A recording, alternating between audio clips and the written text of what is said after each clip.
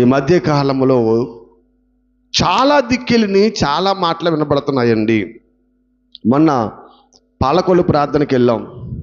ప్రార్థన అయిపోయాక ఒక ఆవిడ వచ్చింది, ఒక మాట అంది, అయ్యగారు నేను దేవునికి సమర్పించుకున్నానండి, నాకు ప్రార్థన చెయ్యండి. ఎవరు సమర్పించుంటమ్మా? దేవునికి. మంచిది.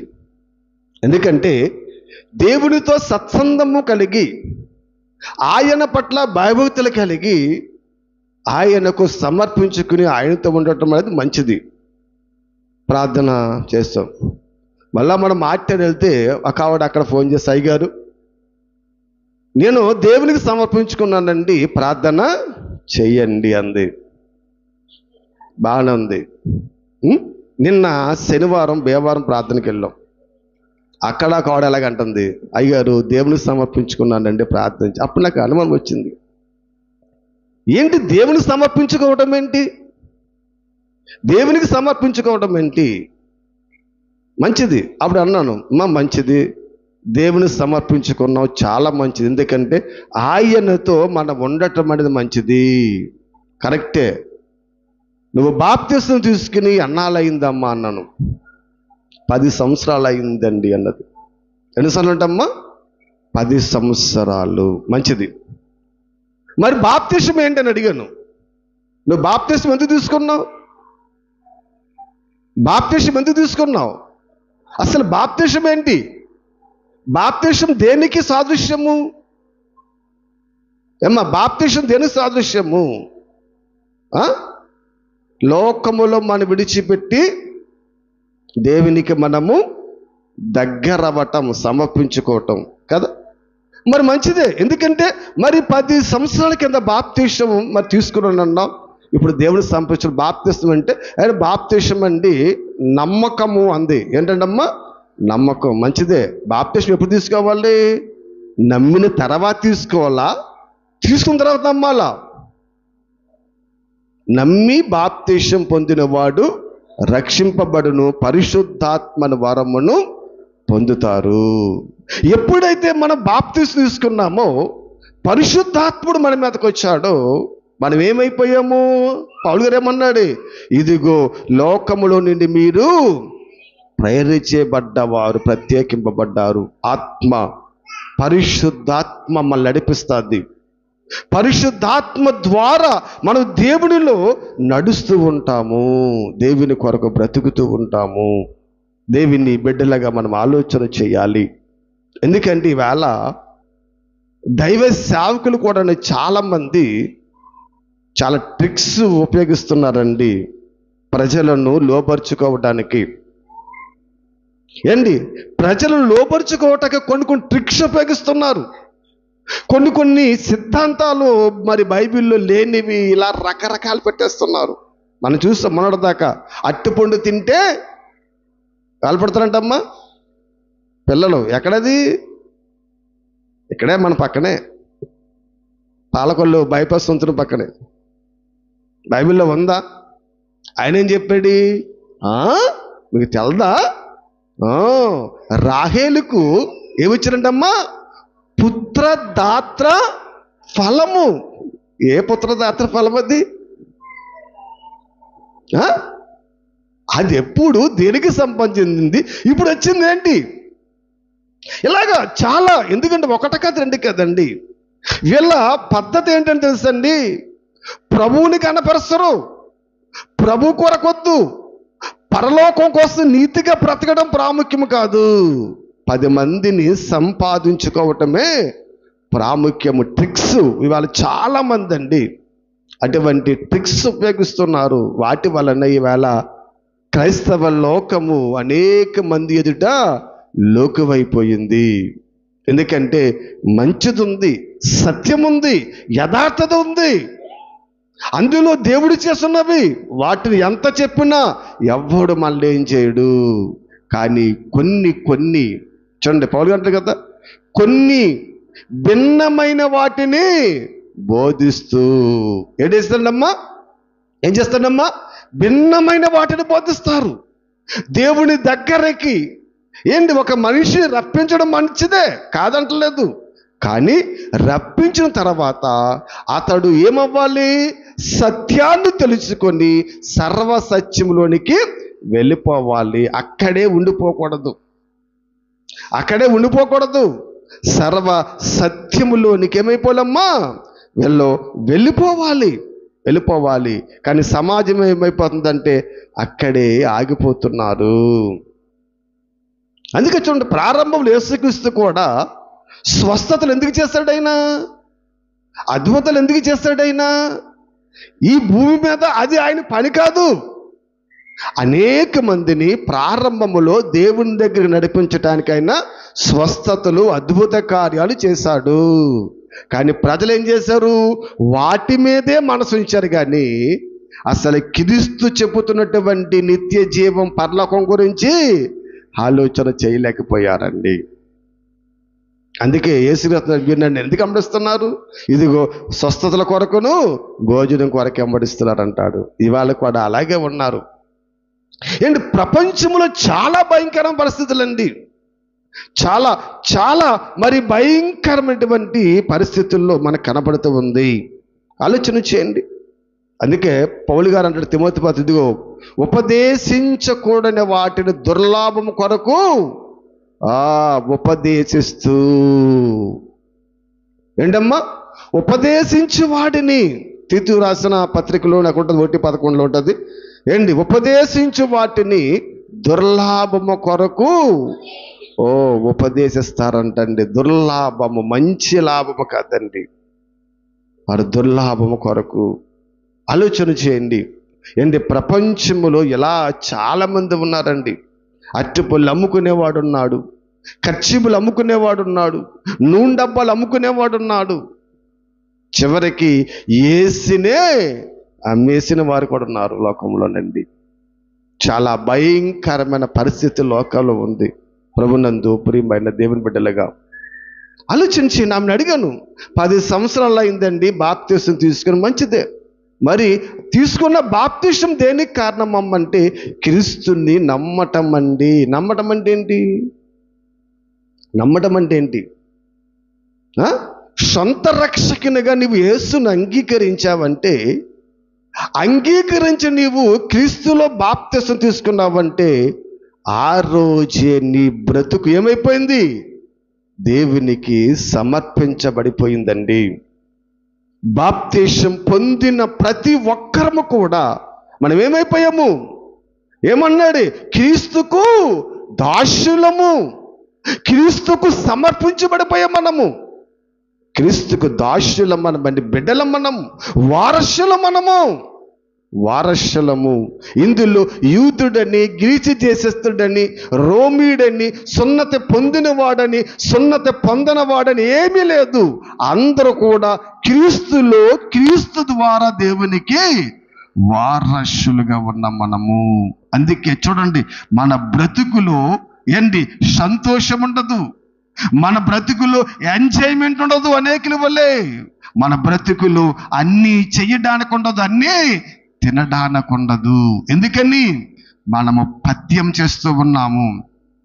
ఎప్పుడైతే క్రీస్తులోకి వచ్చామో, ప్రత్యేకించబడిపోయామో, ఆయనకు మనం ఏమైపోయాము? దాసులుగా, ఆయన బిడ్డలుగా మన బ్రతుకుల్లోనూ ఏం చేస్తాం? మనకి ఏమైనా సమర్పించుకుంటూ ఉన్నాము.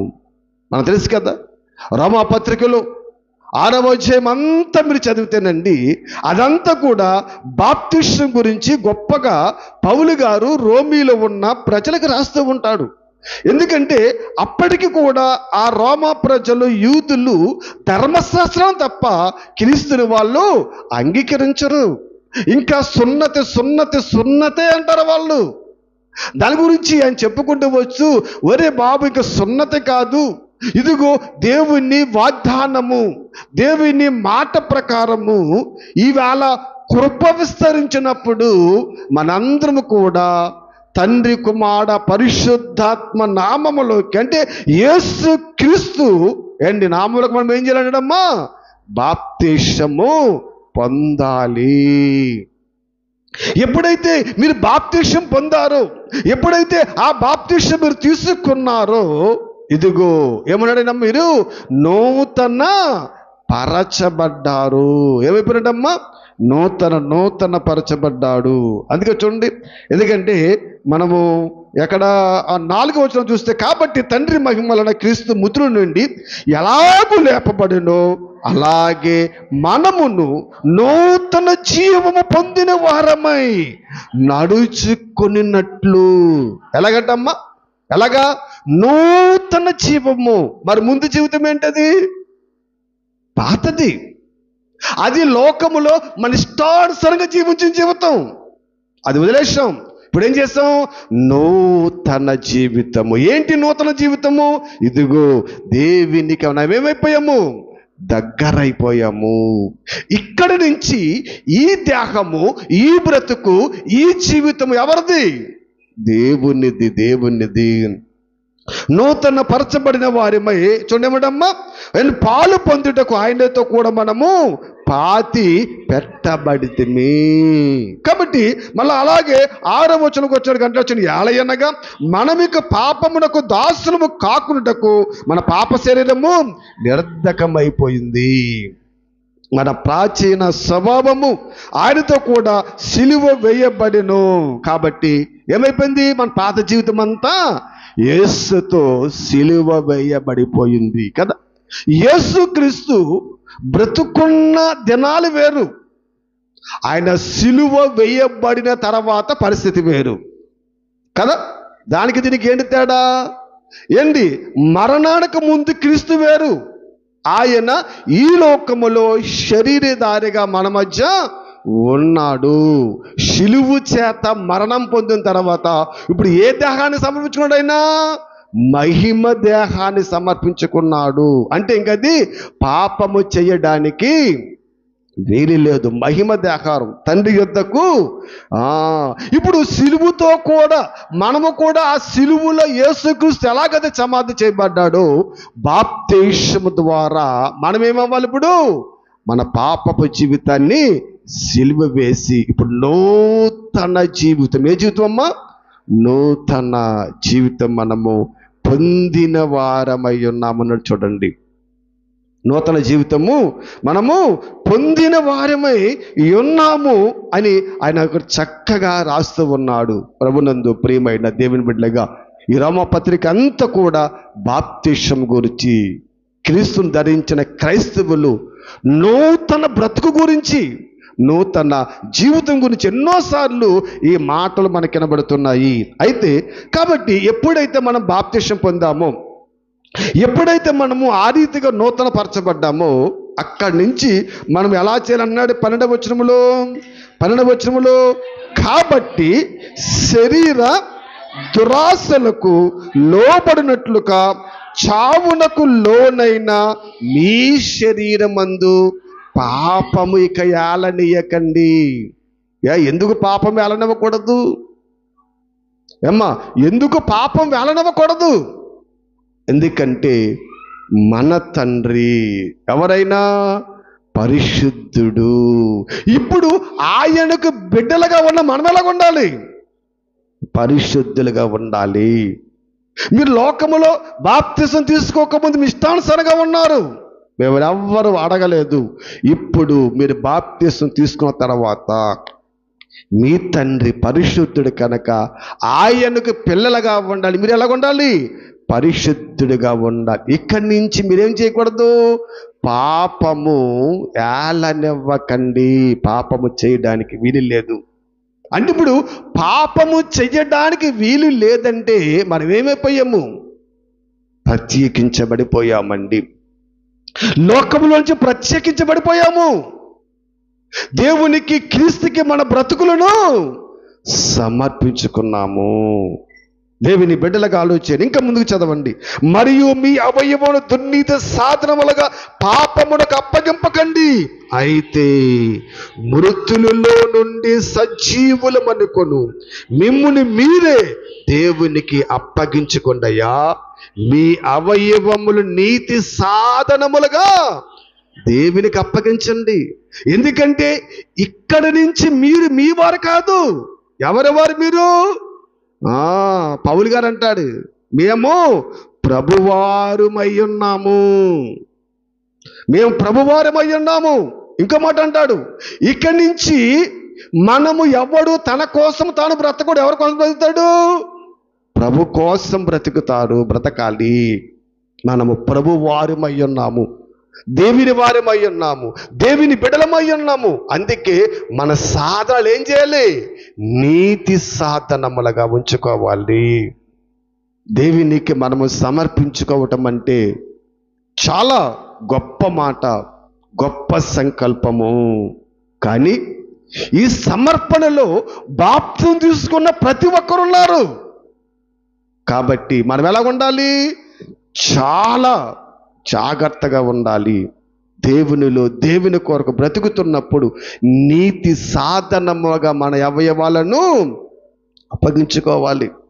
ఒకవేళ మీకు డౌట్ రావచ్చు, ఏమండి బాప్తిసం తీసుకున్నామండి, మరి తెలుసో తెలియకో మళ్ళా మేము పాపం చేస్తాం, పాపంలో పడిపోయాము, కాబట్టి ఇప్పుడు మరలా మేము సమర్పించుకున్నాము అన్నామనుకోండి. వారి గురించి ఎబ్రి పత్రిక ఏం చెప్పాడు పౌలు గారు? ఏం చెప్పాడమ్మా? ఒకసారి వెలిగింపబడి పరలోక సంబంధమైన వరము రుచి చూచి మరలా తప్పిపోయిన వాడు, అటువంటి వాడు నూతన పరుచుట అసాధ్యము. మరి అసాధ్యం అంటే నువ్వు సాధ్యం అంటున్నావేంటి? దేవుని లేఖనాలు, బైబిల్ చాలా జాగ్రత్తగా మనము పరిశీలన చేయాలండి. ఇవాళ ప్రపంచము ఎక్కడ ఆగిపోయిందండి? ఒకరికి ఒక మాట దొరికితే అక్కడ ఆగిపోయారు. ఇవాళ ఇన్ని డినామినేషన్లు రావడానికి కారణం అదేనండి. ఒకడు శనివారం అంటాడు, ఒకడు శుక్రవారం అంటాడు, ఒక ఆదివారం అంటాడు, ఒకడు అది చేయాలంటే ఒకడు ఇది చేయాలంటే ఎవరికి ఎక్కడ దొరికితే అక్కడ ఆగిపోయారు. ముందుకు కొనసాగలేని పరిస్థితి. కానీ దేవుడు మనకి అటువంటి స్థితి ఇవ్వలేదు. ఎందుకంటే చక్కగా వివరముగా వివరించుకునే పరిస్థితి దేవుడు మనకి ఇచ్చాడు. దేవుని బిడ్డలాగా ఆలోచన చేయండి. మేము ఎవరన్నాడా పౌలు గారు? మేము ప్రభువారం దేవుని వారం, మేము దేవుని బిడ్డలం. మేము ఆయన కోసం ఇదిగో మేము ప్రత్యేకింపబడ్డాం. బాప్తిసం తీసుకున్నామంటే మనందరం కూడా ఆయన బిడ్డలమండి. కానీ తెలియక మరలేమైపోతున్నాం? లోకంలోకి వెళ్ళిపోతున్నాం, మరలా పాపంలో పడిపోతున్నాం, లోకములో ఉన్నటువంటి మలినాన్ని అంటించేసుకుంటున్నాము. చాలా జాగ్రత్తగా. ఇప్పుడు బాప్తిసము తీసుకున్న మీరు దేవుని దగ్గర మరి ప్రార్థన చేసినప్పుడు చేసిన ప్రమాణాలు చెయ్యకపోతే దేవుడు ఊరుకుంటాడా? ఏంటి? నీవు మర్చిపోవచ్చు, కానీ నేను మరలా నీకు అది జ్ఞాపకం చేసుకున్న ఎద్దకు రాబట్టుకుంటాను, అయితే అది నీకు పాపమగును అంటున్నాడండి. చాలా జాగ్రత్తగా మనం ఆలోచన చేయాలి. చూడండి, మీ అవయములను నీతి సాధనములుగా దేవునికి సమర్పించుకోవాలి. దేవునికి మనం ఏం చేయాలి? అప్పగించుకోవడం అంటే దేవునికి అప్పగించడం అంటే సమర్పించేయాలి. ఈ దేహం ఎక్కడి నుంచి? మనది కాదు. ఎవరిది? దేవునిది కదా. పౌలు గారు చెప్పాడు కదా, మీ దేహము దేవుని వల్ల మీకు అనుగ్రహింపబడినది. మంచిదే. అయితే ఈ దేహము దేవుని ఆత్మకు ఆలయమై ఉన్నది. అంటే ఎవరిది దేహము? దేవునిది. ఆయనకి సమర్పించేస్తాం. మనం బాప్తిసం తీసుకున్నప్పుడు ఆయనకి ఇచ్చేస్తాం. ఈ దేహం ఆయనది. ఈ దేహములు ఆయన నివాసం చేయాలి. కాబట్టి మనం ఇక్కడ ఆలోచన చేసినట్లయితే అదే రోమపత్రికలో 12వ అధ్యాయములో 1-2 వచనాల్లో మనం చూస్తే 1వ వచనములో అక్కడ చక్కటి మాటను పౌలు గారు చెప్తున్నారు ఒకసారి. కాబట్టి సహోదరులారా, పరిశుద్ధమును దేవునికి అనుకూలమునైన సజీవ యాగముగా మీ శరీరములను ఆయనకు సమర్పించుకునుడని. చూడండి, ఇక్కడ మనం ఆలోచన చేస్తే, కాబట్టి ప్రియులారా, పౌలు గారు రోమాలో ఉన్న ప్రజలకు చెప్పే బోధ అంతా ఏంటంటే, మీరు యేసును అంగీకరించాలి, మీరు యేసు నామములోకి బాప్తిసం తీసుకోవాలి. ఎందుకంటే మరి యూదులు తండ్రి నామములో బాప్తిసం తీసుకున్నారు, వాళ్ళు యేసుని వాళ్ళు అంగీకరించేవారు కాదు. కాబట్టి యేసుని గురించి పరిచయం చేస్తున్నాడు ఆయన. కాబట్టి సహోదరులారా, పరిశుద్ధమును దేవునికి అనుకూలమైన సజీవ యాగముగా మా శరీరములను ఆయనకు సమర్పించుకోండని దేవుని వాత్సల్యమును బట్టి మిమ్మును బ్రతిమాలుకొనుచు ఉన్నాము. కాబట్టి ఇక్కడ మీ శరీరాలను ఎలాగ అప్పగించాలి? ఆయనకు సమర్పించుకోవాలి. ఎలాగా? పరిశుద్ధము, ఇంకోటి దేవునికి అనుకూలము. దేవునికి అనుకూలం అంటే ఇదిగో ఈ దేహము ఆయనది కనుక ఈ దేహములు ఆయన నివాసము చేసే విధముగా ఈ దేహాలను మనం ఏం చేయాలి? ఆయనకు సమర్పించాలి. అంటే ఈ దేహము ఇక్కడి నుంచి ఎవరిది కాదు, మనది కాదు. ఈ దేహం ఆయనది. ఇందులో ఆయన నివాసము చేయాలి, ఇందులో ఆయన సంచరించాలి. అందుకంటాడు, ఇదిగో నేను వారిలో సంచరించుతును, నేను వారిలో సంచరించుతును. సంచరించడం అంటే మన హృదయాలలో దేవుడు సంచరించాలి. సంచరించాలంటే మనం ఏం చేయాలి? చేయాలమ్మా? మన దేహాలను ఆయనకు సమర్పించాలి. ఏంటి సమర్పించడం అంటే? మామూలు పనా? ఏంటి సమర్పించడం అంటే? ఎలాగుండాలి మనం? దేవుని కొరకు ఈ లోకములో సమస్తము దేవుడే దేవుడే దేవుడే అన్నట్టుగా ఉండాలి. ఏ విధమైన అపవాది తలంపులకు, దుర్నీతికు ఈ దేహానికి చోటివ్వకూడదు. ఎందుకంటే ఏ చిన్న అవకాశం దొరికినా చూస్తాడు. ఎవడు? దుష్టుడు. ఏ చిన్న దొరికితే చూస్తాడు. ఏంటి చిన్న సరిపోతుంది, మనమైతే పెద్ద పెద్దది దిగుతాము. దుష్టుడికి చిన్నది సరిపోతుంది. చిన్న దాన్ని బట్టి దూరి సమస్తాన్ని పాడు చేసేస్తాడు, నాశనం చేసేస్తాడు. కాబట్టి ఇక్కడ మనం ఆలోచన చేసినట్లయితే సమర్పించుకున్నాడు అని చెప్పి సజీవ ఇట్టి సేవ యుక్తమైనది అని చెప్పి ఈ లోక మర్యాదను అనుసరింపక ఉత్తమును అనుకూలమును పరిపూర్ణమై ఉన్న దేవుని చిత్తం మీద పరీక్షించి తెలుసుకున్నట్లు మీ మనస్సు మారి నూతనము పొంది రూపాంతరము పొందిడి. చూడండి, దేవుని చిత్తం మీద తెలుసుకోవడానికి, ఆయన కోసం బ్రతకడానికి, ఈ దేహాన్ని ఆయన సమర్పించుకోవడానికి మనం ఏం చేయాలమ్మా? దేవుడి చిత్తాన్ని తెలుసుకోవాలి. ఏం చేయాలి? రూపాంతరము పొందిడి. రూపాంతరం అంటే యేసుక్రీస్తు రూపాంతరం పొందిన ఆరపదం అనుకున్నారా? మన బ్రతుకుని మార్చుకోవటము, మన జీవితాన్ని మార్చుకోవటము, పాపపు జీవితాన్ని విడిచిపెట్టి నూతన జీవితాన్ని మనము కలిగి ఉండటము. నూతన జీవితాన్ని మనము కలిగి ఉండటం. నా చదివాం రోమపత్రిక 6:4 క్రీస్తు బాప్తిసం ద్వారా ఏం చేస్తున్నాం? రూపాంతరము పొందుతూ నూతన జీవాన్ని మనము పొందుతూ ఉన్నాము. దేవునికి మనము చాలా జాగ్రత్తగా మనం బ్రతకాలి ఈ లోకంలోనండి. ఎందుకంటే లోకము వేరు, లోక పరిస్థితులు వేరు, దేవునిలో బ్రతుకుతున్న జీవితం వేరు. దేవుని కొరకు చాలా జాగ్రత్తగా మనం ఆలోచన చేయాలి. ఎందుకంటే ఎప్పుడైతే నీవు బాప్తిసము తీసుకున్నావో, ఎప్పుడైతే తండ్రి కుమార పరిశుద్ధాత్మను రక్షింపబడ్డావో, నీవెవరి చెత్తు? దేవుని చెత్తు. ఆలోచన చేయండి. పౌలు గారు ఒక చక్కటి మాట చెప్పాడండి భార్య భర్తల గురించి కదా. ఏం చెప్పాడు? వివాహం అయిపోయిన తర్వాత భార్య దేహం మీద ఎవరికి అధికారం? భర్తకి. భర్త దేహం మీద భార్యకి. ఎప్పుడమ్మా? వివాహం అయిపోయిన తర్వాత కదా. ఇప్పుడు వివాహం అయిపోయిన తర్వాత భార్య దేహం భర్త మీద, భర్త దేహం భార్య మీద అధికారం ఉంది.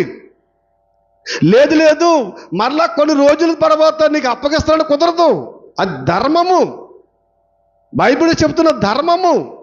అలాగే మనము దేవుని యొద్దకు వచ్చినప్పుడు, నూతన జీవం పొందుతున్నప్పుడు మనము కూడా ఎవరు సమర్పించబడ్డాం? దేవునికి సమర్పించబడ్డామండి. ఈ దేహం ఆయనది, ఈ దేహం ఆయనది. అందుకంటే ఈ దేహం వలన దేవుడు ఘనపరచబడాలి, మహిమపరచబడాలి అంటూ ఉంటాడు. దేవుని బిడ్డలుగా ఆలోచన చేయండి. పరిశుద్ధ గ్రంథములో ఎన్నో వచనాలు మనకు కనపడుతూ ఉన్నాయి. అందుకే కొరింథీ రాసిన 2వ పత్రిక 5:17 అంటాడు పౌలు గారు. కొరింథీ రాసిన 2వ పత్రిక 5:17లో ఒక చక్కటి మాట పౌలు గారు మాట్లాడుతున్నటువంటి ఒక మాట చూసినట్లయితే తీసుకున్నాం అందరిని. 5:17 2వ పత్రిక 5:17 కాగా ఎవడైనను క్రీస్తునందు ఉన్న ఎడల వాడు నూతన సృష్టి, ఇదిగో పాతవి గతించిపోయినవంటండి. ఇవన్నీ కూడా ఏమైపోయినాయి అంట ఏమ్మా, కొత్తవి ఆయను అంటున్నాడు. చూడండి, ఎప్పుడు నువ్వు క్రీస్తు నందు ఉంటే, క్రీస్తును నమ్మితే. అందుకే చెప్పాడండి యేసుక్రీస్తు శిష్యులను లోకానికి పంపుతూ మార్కు సువార్త 16:15 అంటాడు ఆయన, ఇదిగో మీరు సర్వలోకానికి, సర్వ సృష్టికి వెళ్ళిన ఆ సువార్తను ప్రకటించండి. నమ్మి బాప్తీసం పొందినవాడు రక్షింపబడతాడు, నమ్మని వానికి శిక్ష విధింపబడును. ఆలోచన చేయండి ఏంటి. ఈవేళ చాలామంది అండి మనం ఆలోచన చేసినట్లయితే అండి, ఈ సమర్పించుకోవటంలో కొంతమంది పెళ్ళిళ్ళు మానేస్తున్నారు. ఎందుకంటే మానేయడం మంచిదే, తప్పట్లేదు. పౌలు గారు చెప్పాడు, ఎందుకంటే నీవు ఉండగలిగితే పెళ్లి చేసుకోకపోవడం చాలా ఉత్తమము, చాలా మంచిది, చాలా మంచిది. అలాగని లోకములో ఇష్టానుసారంగా ఉండటానికి వీలు లేదు.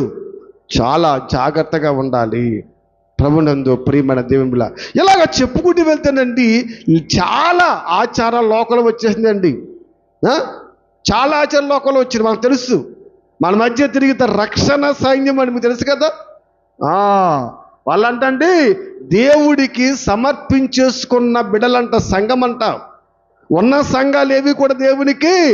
అందుకే వారు ఎప్పుడు కూడా తెల్ల బట్టలే ధరిస్తారు.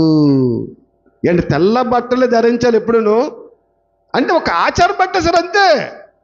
అందరూ దేవుడు సంప్రదించుకున్న వాళ్ళే, సంఘముతో భేదం లేదు. ఎవరైతే పరిశుద్ధులుగా, నిర్దోషులుగా, నిష్కలంకులుగా బ్రతుకుతారో వారందరూ కూడా దేవుని సంఘమే. పేరుతో భేదం లేదు. రక్షణ సైన్యమా, లోదరణ, పెంతెకోస్త, బాప్టిస్ట, ఆర్ఎస్ఎమ్మ, ఇండివిడ్యువల్ సంఘాల, ఆ సంఘమా ఈ సంఘమా, ఏ సంఘముతో భేదం లేదు. దేవుడికి కావలసింది ఈ ప్రపంచములో ఉన్న పరిశుద్ధులు ఎక్కడున్నా ఆయన కావాలి. దేశముతో భేదము లేదు, సంఘాలతో భేదము లేదు, డినామినేషన్తో భేదము లేదు. మనం అనుకుంటున్నాం, కొన్ని సంఘాలను చూసి మనం బాధపడుతుంటాం, ఈ సంఘము మంచిది కాదు, ఈ సంఘము లేదా అలా చేస్తారు ఇలా చేస్తారని. అందులో కూడా నీతిగా యథార్థంగా బ్రతికేవారు ఉంటారు తెలుసా. మన కంటికి కనిపించేదంతా కరెక్ట్ కాదు, చక్కగా బ్రతికేవారు ఉంటారు. సొదొమ గొమొర్రాల కంటికి ఎలా కనబడుతుంది? బహుపాపము, పట్టణం అంతా పాడైపోయిందా? లోతు కుటుంబం నీతిమంతుగా లేదా? సంఘాలు కాదండి, సంఘముల నీతిమంతులు కావాలి దేవునికండి. సంఘముల నీతిమంతులు కావాలి ఆయనకి. సంఘముతో ఏ భేదము లేదు ఆయనకండి. సంఘాలనేవి మనం పెట్టుకున్నాం. ఒక పేరుండాలి నన్ను పిలుస్తాకి, ఇలా ఏమని పిలుస్తారు? ఏమని పిలుస్తారు? ఇద్దరం ఉన్నాము, అక్కడి నుంచి పాస్టర్ గారు కాక ఎవరం పలకాలి? మేము ఇద్దరు ఎవరు పలకాలి? అందుకే ఆయన పేరు శేఖర్ గారు, నా పేరు షారోన్ గారని పేరు పిలవబడడానికి పేరు పెట్టుకున్నాం.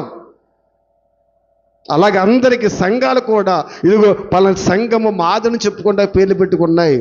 పరలోకములో ఈ పేర్లేమీ ఉండవు. ఒక నూతన సంఘం, యెరూషలేము సంఘముగా, యెరూషలేము దేవాలయంగా మనం ఉంటామండి.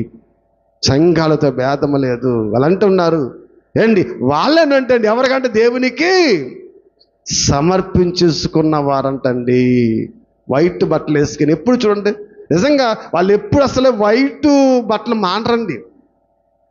ఫంక్షన్కి వెళ్ళినా అదే, ప్రార్థనకి వెళ్ళినా అదే, ప్రయాణంలోనదే, ఎక్కడ చూస్తున్నా వైట్ వైట్ వైట్ వేస్తారు. మంచిదే, ఎందుకంటే వైట్ వేస్తే పరిశుద్ధతకు చూస్తున్నా. వైట్ అనేది బైబిల్లో పరిశుద్ధకు చూస్తున్న మంచిది, కానీ అది ఒక ఆచారం మాత్రము అవ్వకూడదు. వస్త్రాది ఆచారం కాదు, లోకముతో పరిస్థితుల ఆచారం కాదండి. ఆత్మకు సంబంధించిన ప్రతి ఈవి కూడా దేవునికి సమర్పించాలి. ప్రభునందు ప్రియమైన దేవుని బిడ్డలుగా ఆలోచన చేయండి. ఎందుకంటే ఇకంటాడు కాగా ఎవడైనను క్రీస్తు నందు ఉన్న ఎడల వాడేమైపోయింది, పాతదంతా కడిగిపోయింది, వెళ్ళిపోయింది. ఇక్కడి నుంచి మీరు ఎలాగ ఉండాలి, ఇదిగో క్రొత్త వాయును అంటున్నాం కదా. బాప్తిసం ఇచ్చినప్పుడు మేము మీ చేత ప్రమాణం చేయిస్తూ ఉంటాం కదా. ఏం ప్రమాణం చేస్తూ ఉంటాం ఏం ప్రమాణం చేస్తూ ఉంటాం, మర్చిపోయారంటారా? ఏం ప్రమాణం చేస్తూ ఉంటాం ఏంటి? ముఖ్యమైన ప్రమాణం ఏంటంటే, ఇదిగో ఇక నుంచి చావైనా బ్రతికైనా నేను క్రీస్తుతోనే, కష్టమైనా లేమైనా బాధ అయినా నిందైనా నేను క్రీస్తుని విడిచిపెట్టను, క్రీస్తుని నా సొంత రక్షణగా అంగీకరిస్తూ ఉన్నాను కదా. మరి ప్రమాణం ఏంటది? ఈ ప్రమాణం ఏంటి? నువ్వు క్రీస్తుతో ఉండుటకు. ఇక్కడి నుంచి నేను క్రీస్తు కొరకే బ్రతుకుతాను, చావైనా బ్రతికైనా క్రీస్తు కొరకే బ్రతుకుతాను ప్రమాణం చేస్తూ ఉంటాం. మరి బాప్తిసం తీసుకున్నాక మనం విడిచిపెడితే మన ప్రమాణం ఏమైపోయింది? ప్రమాణం ఎక్కడ చేస్తావు ఏంటి? దైవ సేవకులుగా మాయత అనుకుంటున్నారా?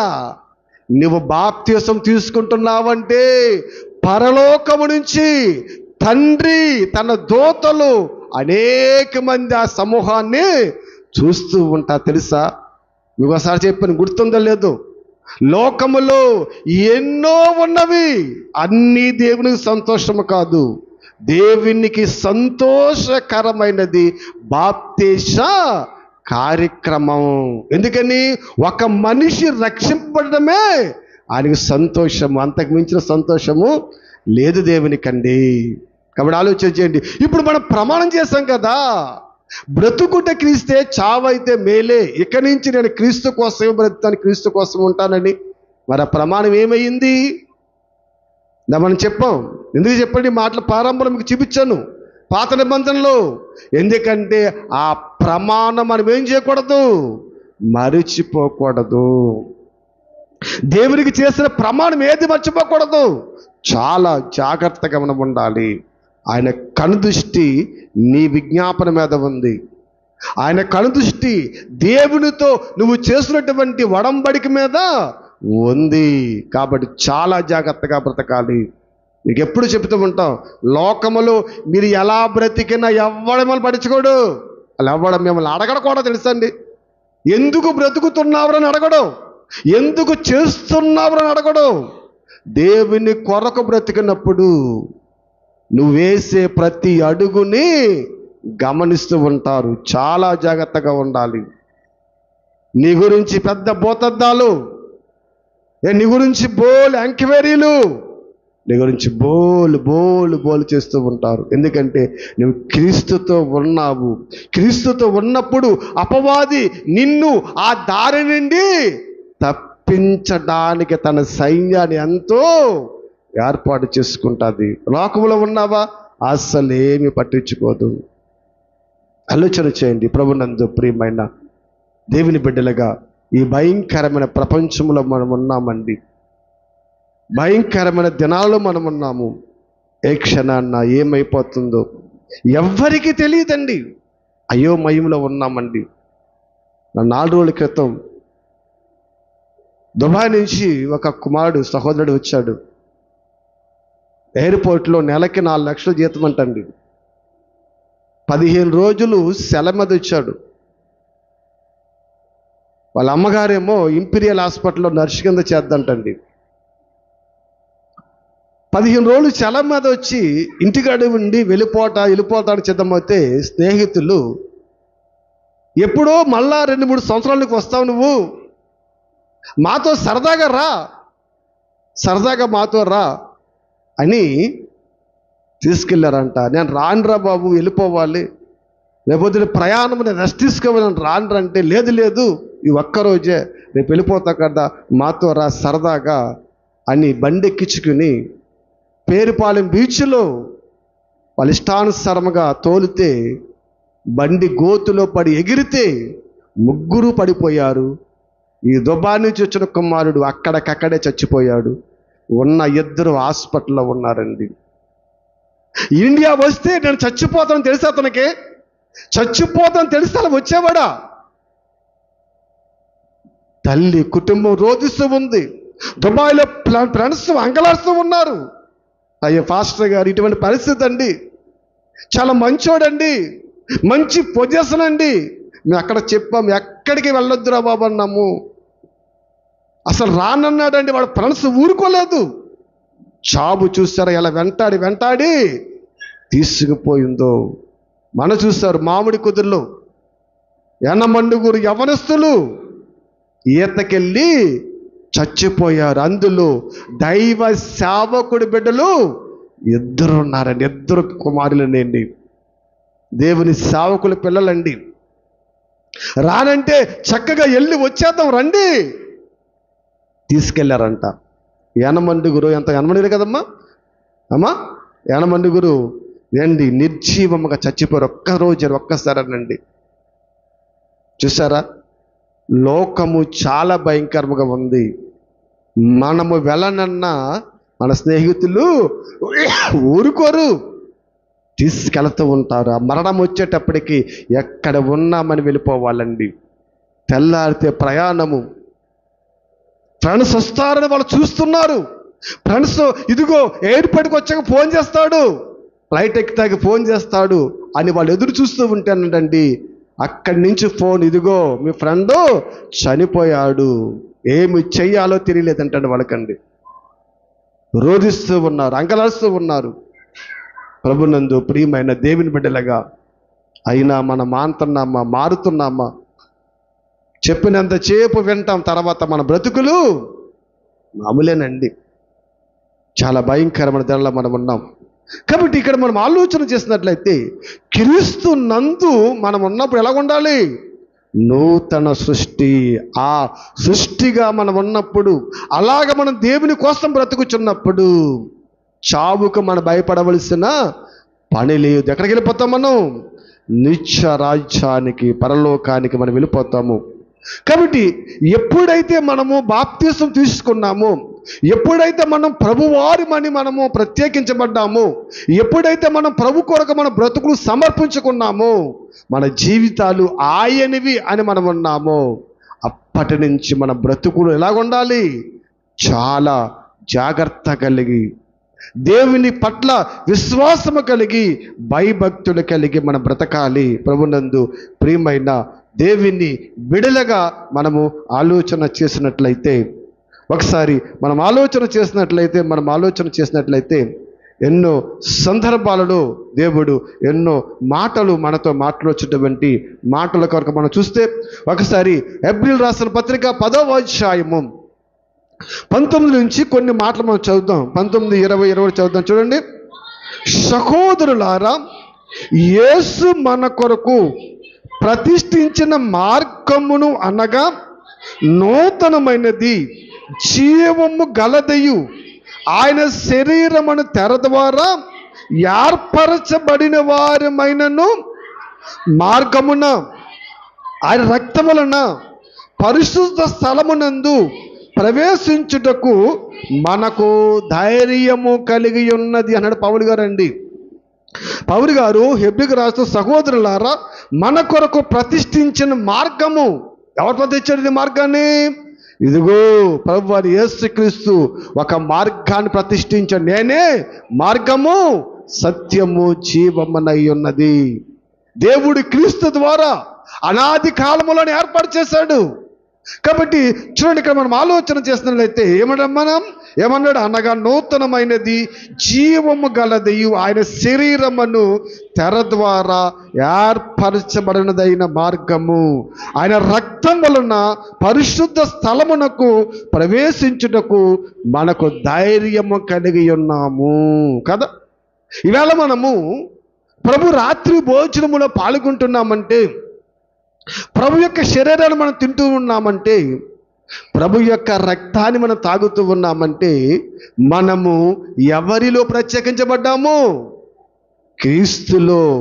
క్రీస్తు ద్వారా తండ్రికి మనం ప్రత్యేకించబడ్డామండి. ఇది అందరూ అర్హులు కాదు, ఇది అందరూ అర్హులు కాదు. ఎవరైతే బాప్తిసం ద్వారా ప్రత్యేకింపబడతారో, అదండి ఆయన రక్తము ద్వారా, ఆయన శరీరము ద్వారా నూతనమైనది. చూడండి, దేవుని బిడ్డలుగా ఆయన రాజ్య వారసులుగా మనం ఆలోచన చేసినట్లయితే, దేవుడు మన బ్రతుకులలో ఎన్నోసార్లు మనం మాట్లాడుతున్నాడు. ఎందుకంటే ఈ దేహం మనదే కాదు, ఈ బ్రతుకు మనదే కాదు, ఈ జీవితం మనదే కాదు. మనది అనుకుంటున్నాము, మన కుటుంబ పోషణకి బ్రతకల కాదంటలేదు. కానీ ఎప్పటికైనా ఇది ఎవరికి అప్పగించాలి? మనం అద్దెకుంటున్నాం మనం. అందుకంటాడు కీర్తనకారుడు, నీ గుడారములో నేను అతిథి వంటి వాడిని. అద్దెకొచ్చాను నేను. ఎలాగొచ్చాం మనమమ్మా? అద్దెకొచ్చాం. అద్దెల్లు మనది అవుతుందండి. అద్దెల్లు ఎప్పుడైనా ఇచ్చేయాలి. సొంత ఇల్లు ఎప్పుడు మనదే. ఇది దేవుని వల్ల మనకు అనుగ్రహింపబడ్డది. దేవుని ఆలయం ఇది. మనం అద్దెకుంటున్నాం. ఈ అద్దె కాలములు ఆయనకి ఇష్టలుగా బ్రతికి మనం వెళ్ళిపోవాలి. కాబట్టి ఇంకా మీరు కింద చదువుతా చూడండి, కిందకేమన్నా చూడండి అమ్మా. దేవుని ఇంటిమైన మన గొప్ప యాజకుడు ఉన్నాడు కనుక ఏమన్నా చూడండి, మనస్సాక్షికి కల్మషము తోచకున్నట్లు ప్రోక్షింపబడిన హృదయము కలవారును నిర్మలమైన ఉదకముతో స్నానము చేసిన శరీరములు కలవారమయ్యుండి విశ్వాస విషయములో సంపూర్ణ నిశ్చత కలిగి యథార్థమైన హృదయముతో మనము దేవుని సన్నిధానము చేరదము అన్నాడు. చూడండి, అంటే ఇప్పుడు దేవునికి సమర్పించుకున్న మనము, ఆయన సన్నిధానములో ఉన్న మనము ఆ మహాలోకానికి మనం వెళ్ళాలంటే, ఆ పరలోకానికి మనం వెళ్ళాలంటే మనం ఎలా బ్రతకాలి? భూమి మీదమ్మా ఎలా బ్రతకాలి? మనస్సాక్షికి ఏం తోచకూడదు? కల్మషం అందకూడదు. ఎందుకంటే వీటన్నిటి గురించి వివరించాలంటే చాలా సమయం పడుతుంది. ముగించేస్తున్నాను. కల్మషము అంటకూడదు కదా. అలాగే చూడండి, ఏమన్నాడమ్మా? ఏమన్నాడే? కల్మషం అంటకూడదు అని చెప్పి ప్రోక్షింపబడిన హృదయము కలవారమై క్రీస్తు రక్తముతో మనల్ని కొన్నాడు. ఆయన రక్తముతో ఇదిగో మొండి బారిన హృదయాలను మెత్త మాంసముతో చేశాడు. అటువంటి చక్కటి ప్రోక్షింపబడిన దేవుని కొరకు ప్రత్యేకింపబడిన మెత్తని హృదయములు గల వారమై మనము ఉండాలి అని చెప్పుతూ ఏమంటమ్మా, నిర్మలమైన ఉదక స్నానముతో శరీరములను గలవారమయ్యుండి, నిర్మలమైన మంచి ఉదక స్నానముతో కదా. బట్టలు మనం ఏది ఉతికిస్తాం? మంచి సబ్బు కావాలి, నిర్మా డెటాలు కదా. ఏ పెళ్ళున్నాక సబ్బులకి మంచి సబ్బు నిదుకుంటాం. దేనికి? బట్ట ఎలాగ ఉండాలి? తెల్లగా ఉండాలి, మంచి స్మెల్ రావాలి. ఒకప్పుడు బట్టలు వదిలితే సరిపోద్ది అనుకునేవారు. అలా కదంటండి, బట్టలు స్మెల్ రావాలి. అది కూడా వెళ్ళిపోయింది ఇప్పుడు. ఈ స్మెల్ అంటే ఎన్ని గంటలు ఉండాలంట? 12 గంటలు ఉంటుందా? గట్టిగా పని చేస్తే అరగంట ఉండదు. ఇప్పుడు చెమటలట్టేసి ఆయన దగ్గరికి వెళ్తే కొంపొస్తుంది రాదా? మీ అందరూ చెమటలట్టాయా? 12 గంటలు ఉంటుందా? మరి అదిగో 12 గంటలు అన్నాడు. అవన్నీ మనల్ని మాయం చేస్తాకే, మనం చేత కొనిపెంతాక వాడు వేసే ట్రిక్స్ ఏమి ఉండదు. మీరు బాగా అబ్జర్వ్ చేశారా? మన చిన్నప్పుడు తయారు చేయబడ్డ లైవ్ సోప్ తెలుసు కదండి. లైబా సోపు. ఇప్పుడు కూడా అదే లైబా సోపు కదా. ఆడు పాత సోపు తీసేసి ఇదిగో ఇది మీ క్రీములను శుభ్రపరిచింది. మరి ముందు సోపు ఏమైంది? క్రీము శుభ్రపరచలేదా? వచ్చే సోపు ఇంకోటి వస్తుంది, ఏమని? ఇదిగో మీ అంటే మన సంవత్సరం శుభ్రపరచలేదా అంటే అర్థమండి. అన్ని సోపులు ఒకటే, అంటే కొత్తదనం కోసం, మళ్ళీ గురిడి కొట్టేస్తానికి, మళ్ళీ మాయ చేస్తాకి వాడు ఏం చేస్తాడు? రకరకాలుగా మారుస్తాడంతే. ప్రభునందు ప్రియమైన దేవుడా, కానీ ఇక్కడ అటువంటి సబ్బులు కాదండి. సబ్బులు సంవత్సరానికి మారిపోతుంది, యాడ్కి మారిపోతుంది. ఏంటి? రకరకాల సబ్బులు వస్తాయి. కానీ దేవుడు మన దేహములను ఉతుకుకోవడానికి ఇచ్చిన సబ్బు అబ్రహాము కాడ నుంచి ఈనాటి వరకు, ప్రభు వచ్చే వరకు ఒక్కటే. ఏంటది? వాక్యము. ఎప్పుడైనా మారిందా? ఎప్పుడైనా మార్పు చెందిందా? ఎప్పుడు మారదే, ఎప్పుడు మార్పు చెందదు. ఎప్పుడు చెప్పిన ఈ వాక్యం ఒకటే. ఈ సంవత్సరము ఇది మంచి వాక్యం కాదు, ఇది మంచి వాక్యం లేదు, ఎప్పుడు మంచిదేనండి. అటువంటి ఉతక స్నానము వాక్యముతో మనం ఏం చేయాలి? ఈ దేహాలను ఉతుక్కోవాలండి. ప్రభు రక్తం ద్వారా, ప్రభు శరీరము ద్వారా ఇదిగో మన దేహాలను మనము దేవునికి మనము సమర్పించుకుంటున్నాం. బాప్తిసం ద్వారా ఆయన రక్తమును మనము కడగబడుతూ ఉన్నాము. అందుకే చూడండి, నిర్మలమైన అంటే మంచి, నిర్మలమైన అంటే ఏమ్మా మంచిది, ఏ కల్మషం లేనిది. చూడండి అక్కడది నిర్మలమైన ఉదకముతో స్నానము చేసిన వారమైంది, శరీరములు గలవారమయ్యుండి విశ్వాస విషయములో సంపూర్ణత నిశ్చయత కలిగి యథార్థముల దిలముతో మనము దేవుని సన్నిధానము చేరాలి. అంటే ఇప్పుడు దేవునికి మనము సమర్పించుకున్నామంటే మనలో ఉన్న లక్షణాలు ఏంటి? ఇవన్నీ ఉండాలి. మనం తెలియక అనుకుంటున్నాం, బాప్తిసం తీసుకున్నాం అయిపోయిందిలే తర్వాత చూద్దాం. లేదు, నువ్వు బాప్తిసం తీసుకున్నావు అంటే నువ్వు ప్రత్యేకింపబడ్డావు, దేవునితో ప్రత్యేక జనముగా నువ్వు ఉన్నావు. లోకముతో నీకు లోకంతో సంబంధం లేదంటే లోకంతో సంబంధం కదండి. లోకములటువంటి ఆచారాల క్రియలతో నీకు సంబంధం లేదు, పరిస్థితులతో పాపముతో సంబంధం లేదు నీకు. పరిశుద్ధుడువు. కాబట్టి ఆ బాప్తిసము తీసుకున్న నీవు, దేవునికి ఒక ప్రత్యేకింపబడిన నీవు, ఇన్ని లక్షణాలు ఉంటేనే కానీ ఆ మహాలోకానికి నీవు వెళ్ళలేవు. అంతేగాని ఏదో మా సంఘమే వెళ్తాదంటే మాత్రము చాలా తప్పండి. అసలు సంఘంతో సంబంధం లేదండి, సంఘంతో సంబంధం లేదు. ఇలా తెలియక చాలామంది మా సంఘమే వెళ్తుంది, మా సంఘమే పరిశుద్ధులము, మా సంఘమే రకరకాల బోధలు ప్రజలను ప్రలోభ పెట్టడానికి. గొర్రెలు కదా, గొర్రెలు ఒక్కటేదైతే అందరూ అదే దారి, అది మంచి చెడ్డో కరెక్ట్ కాదు అస్సలు ఆలోచించం. నిజమేనండి, అందరూ తిడుతున్నారంటే ఊరికి తిడతామండి. గొర్రెలు అన్నారంటే కొన్ని సందర్భాల్లో మాకు బాధ కలుగుతుంది, కానీ కొన్ని సందర్భాలు నిజమే కదా అనిపిస్తుంది. జ్ఞానము లేదండి. దేవుడు ఎప్పుడో చెప్పాడు, ఇదిగో నా ప్రజలు జ్ఞానము లేక ఏమైపోతున్నారు? చెర్ర పట్టుకుపోతున్నారు. మారట లేదు, ఆలోచిస్తలేదు.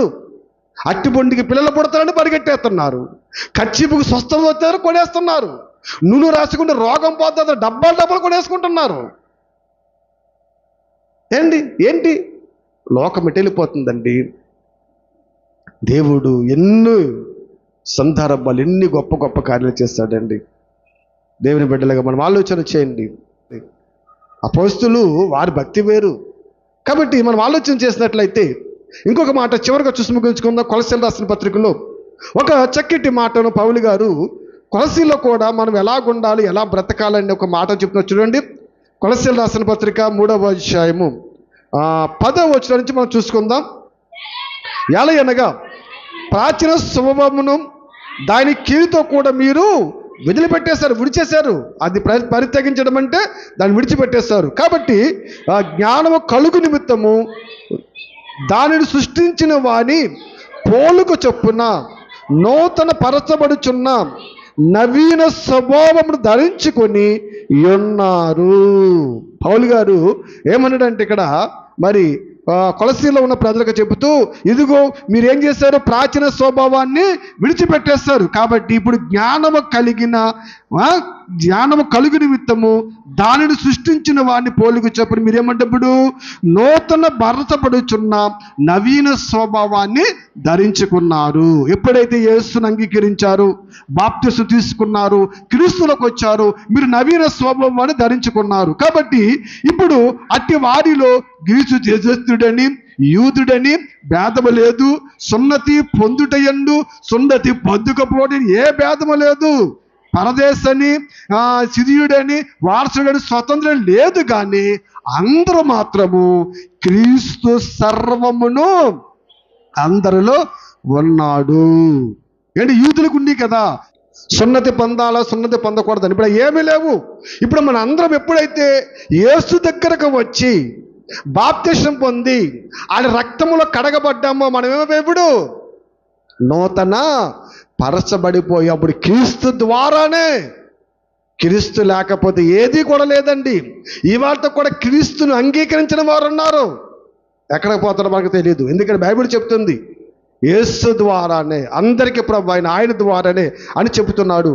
కాబట్టి ఏంటి, క్రీస్తే సర్వమును అందరిలో ఉన్నవాడై ఉన్నాడు. కాగా దేవుని చేత ఏర్పరచబడిన వారు ఎలా ఉండాలంట, పరిశుద్ధులను ప్రియులకు తగినట్లు వారుగా మీరు జాలిగల మనస్సును దయాలత్వమును వినయమును సాత్వికమును దీర్ఘ శాంతమును ధరించుకోండి. ఇగో ఇవి ఉండాలి.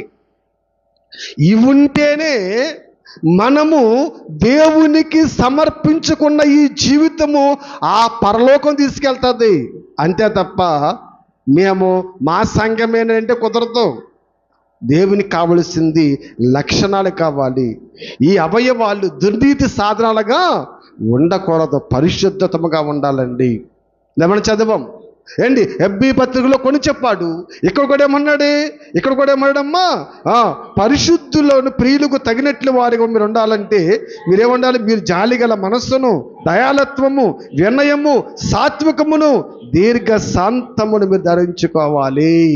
ఇలా చెప్పుకుంటూ వెళితే ఎన్నో మనకు కనబడతాయి. దేవుని కోసం మనము ప్రత్యేకింపబడిన జనాంగము. ఈ జనాంగము బాప్తిసము ద్వారా మనము మరి దేవునికి ప్రత్యేకింపబడినప్పుడు ఇటువంటి లక్షణాలు మనలో అయినప్పుడండి ఆయనకు మనము బాప్తిసం వల్ల సమర్పించుకోవటం వల్ల ఏ ఉపయోగము లేదు. భక్తి జీవితం కావాలి. పౌలు యేసుకి సమర్పించుకున్నాడు. బాప్తిసం ద్వారా నేను క్రీస్తుని పోలి నడుచుకొనుచున్నాడంటే నడిచి చూపించాడు దేవుడు. అందుకే మనందరిలో చెప్పేటట్టు తెలుసండి, లోకములు ఎందరికో ఈ భాగ్యం లేదండి, లోకములు ఎందరికో ఈ అదృష్టం లేదు. మనతో దేవుడు ఎందుకు మాట్లాడుతాడో తెలుసండి, తప్పిపోకూడదు. మనము మహాలోకాన్ని స్వతంత్రించుకోవాలి. చాలా జాగ్రత్త. ప్రభునందు ప్రియమైన దేవుని బిడ్డల వాళ్ళ ఆలోచన చేయండి. ఒక పక్క వ్యాధులు, మరొక పక్క ఇదిగో ఈ విశ్వమంతా అంతరించిపోద్దంటండి. శాస్త్రవేత్తలు చెప్తున్నారు, భూమి మీదకి పెరుగు పొంది అంతరించిపోద్దంట. ఇదంటండి మరి అగ్ని గంధకాలు ద్వారానంటండి కాలిపోద్దంటండి. శాస్త్రవేత్తలు చెప్తున్నారు. మన బైబిలు ఎప్పుడో చెప్పేసింది, విశ్వము ఈ ప్రపంచము ఈ భూమి అంతరించిపోవడం కాలిపోవడానికి చాలా దగ్గరకు వచ్చేసాం అంటున్నారండి. ఇవాళ ఎలాగ తెలిసిందేమో, వందల వేల సంవత్సరాల క్రితం మన దేవుడు చెప్పాడండి. కాబట్టి ఆలోచన చేయండి, దేవుని కోసము మనం ఎలా బ్రతకాలి, ఎలా జీవించాలో నేర్చుకోండి. దేవుని కోసం బ్రతుకుటలో లోకాన్ని చూడకండి, లోకం వైపు అసలు చూడకండి. సిలువు మీద మన కోసం మరణించిన ప్రభు వైపు చూస్తూ మనమేమీ పోలే, పరుగు పందెములు ఎవరికి వారే పరిగెత్తేయాలి. కాబట్టి చాలా జాగ్రత్తగా ఉండాలి. నీ వద్దంటే దేవుడు నిన్ను బతిమాలడు. లోకములు బోలు మంది ఉన్నారు, అన్యులు, వాళ్ళ దగ్గరికి వెళ్ళిపోతాడు. చాలామంది దేవుడు కాళ్ళటికి బతిమాలే రకమేం కదా, రోజులు పోయినవి. ఆలోచన చేయండి.